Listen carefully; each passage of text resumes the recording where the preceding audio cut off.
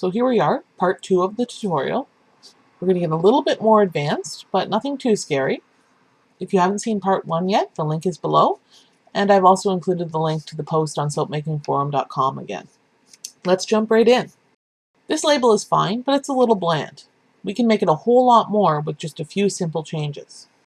Let's bring in an image for the background and see what we can do with some tweaking. There are lots of ways to bring in an image, but I think the easiest and most straightforward is this one. Click File, then Open as Layers. Now I'm going to select the image that I had saved in my label folder. There we go, a nice sunset image to go with the sunset soap label. I want this image in behind everything else eventually, but for now I'm going to leave it on the top so I can work with it. You can see by the dotted border that our image is actually bigger than our canvas. So if anything, we'll be making this image smaller.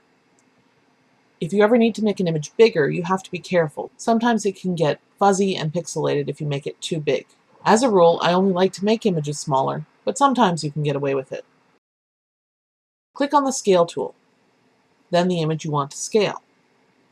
Now I can drag the image to the size I want.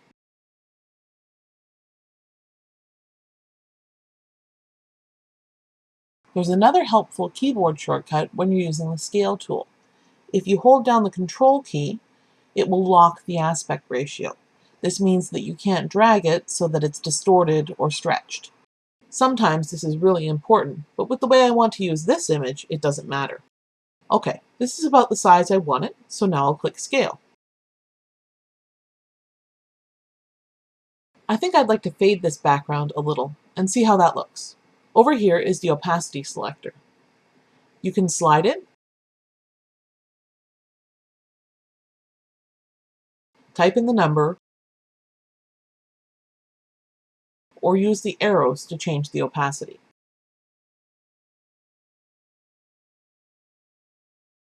I'll try 75% to start with. No, I think I want a bit more. I'm going to try 50%. Yeah, that's pretty much what I was going for. Now I'll change the layer order.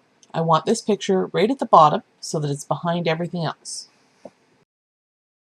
I like this, but maybe I might like another variation more. The thing is, I don't want to change this layer. I want to be able to choose between them later. What I'm going to do is make a copy of this layer. That way I'll still have this one, but I can make more changes to it as well. I'll right-click on the layer I want to copy and hit Duplicate Layer. Now you can see I have 2 copies of my background photo. In order to save one of these the way I want to, I'm going to click on the eye and make it invisible. This way, any changes we make to the other layer won't be affected by this layer. I'll turn this one back on so that I can explain that a little more. Now, if I turn the opacity on this layer down all the way, the image still isn't going to fade completely because the duplicated layer is still visible. If I make that layer invisible again, you'll see it no longer affects what we see on the canvas. I'll bring the opacity on the higher layer back up again, and then make the layer underneath visible, and you'll see the effect again. Okay, let's get started on the next version of this label. I'm going to bump the opacity right up to 100% again.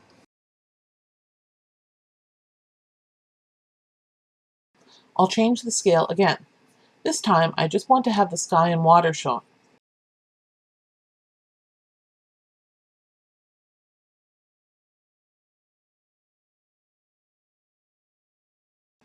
But if you look carefully, you can see a little bit of the land down here, so I'll move it up.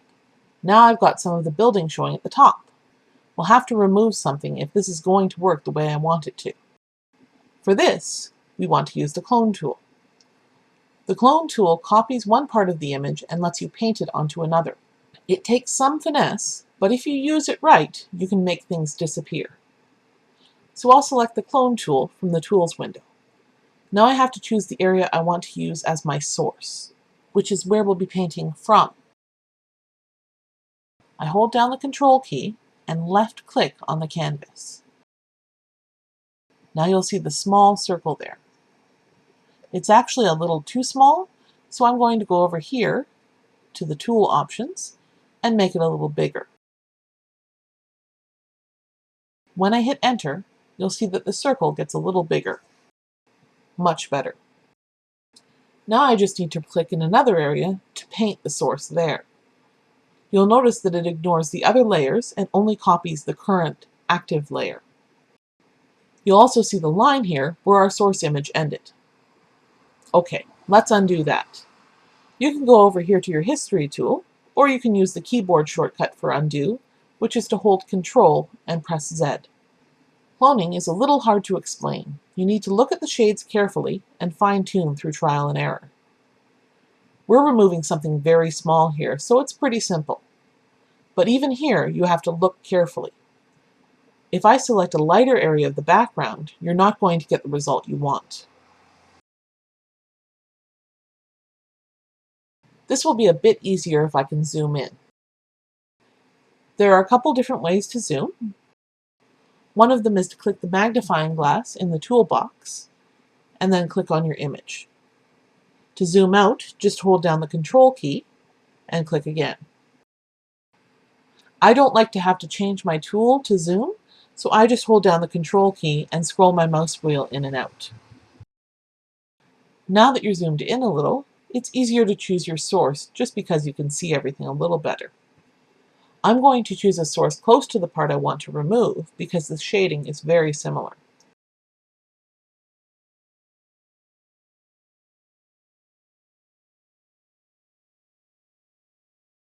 The same with over here.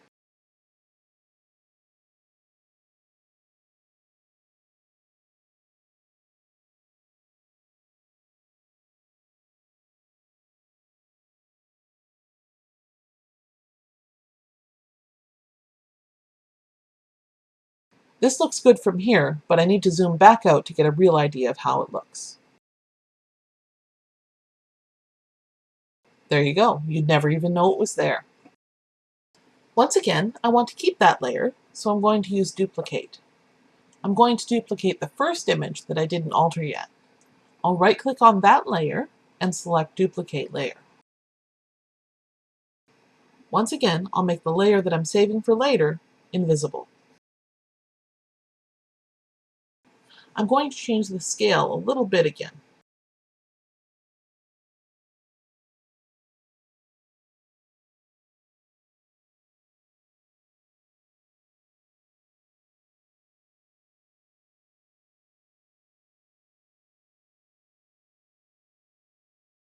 That was simple, and it's another option.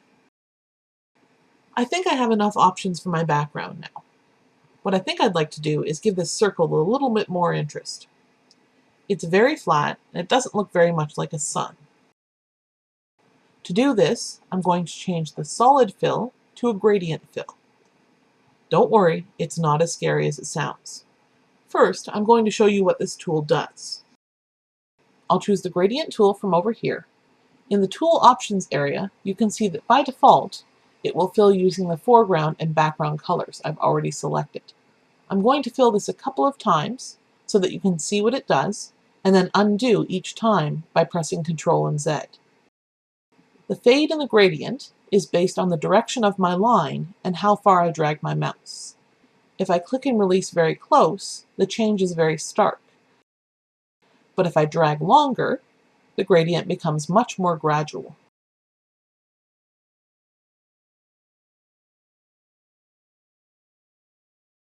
I can change either of these colors, and it changes the look of my gradient.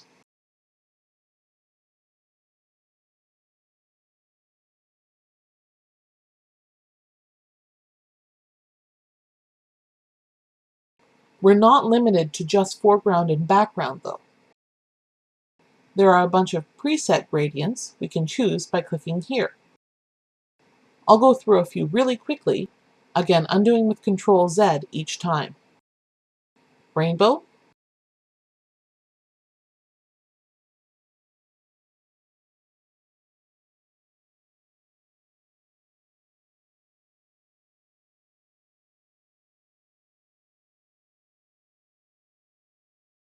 purples, even neon lines in different colors.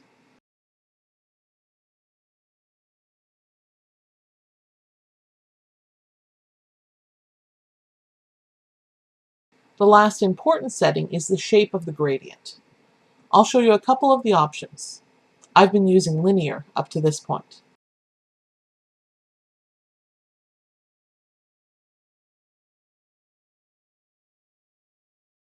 This is square,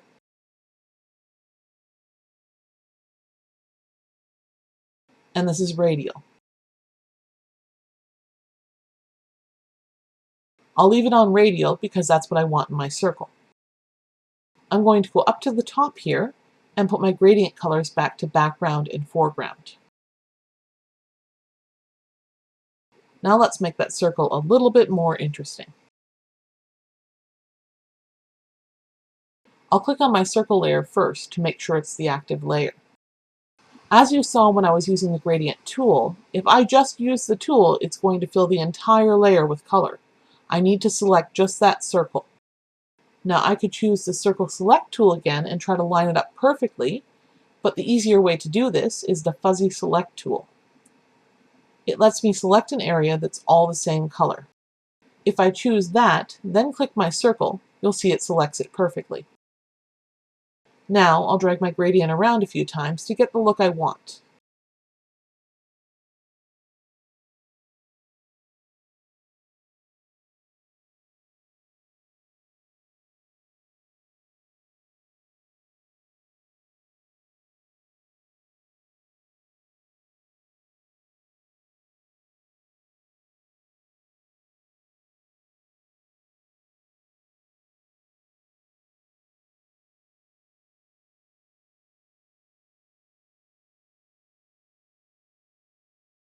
There we go.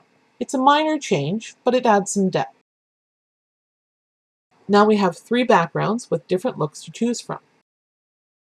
We can toggle between them by clicking the eye icon.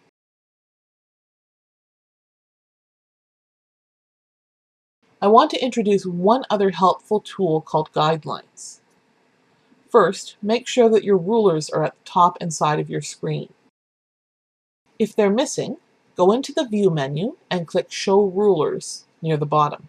I've just turned mine off, and now they're back on again. If I click on the ruler and drag, you'll see that a line comes with my mouse. I can place this line anywhere to help me center or align things. For instance, if I had small text on both sides of my label, I could drag a line down from the top and make sure that text was at exactly the same height on both sides.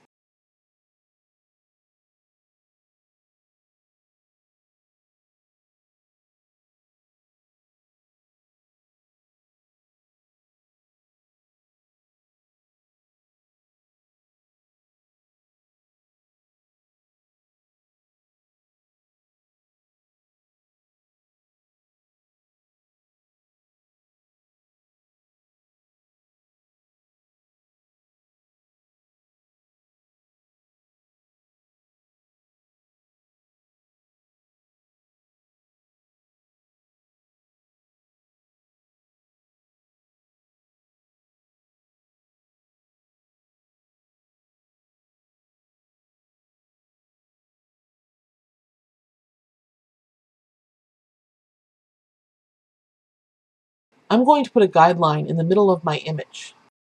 I'll line it up with the 2-inch mark on the top of the ruler, which is the halfway point of my 4-inch canvas. There are different tricks for centering things, but for simplicity's sake, I'm going to stick with eyeballing it for now.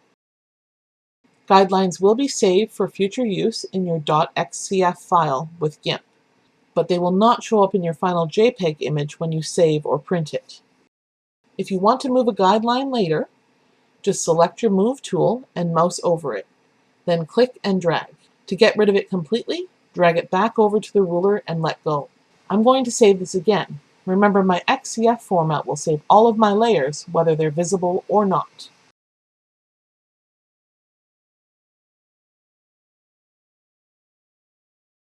To save my final label, I need to export it to a JPEG format. This will export what you see on the screen. The invisible layers will not be seen in your final image. I like all of the backgrounds, so I'm going to export them one at a time.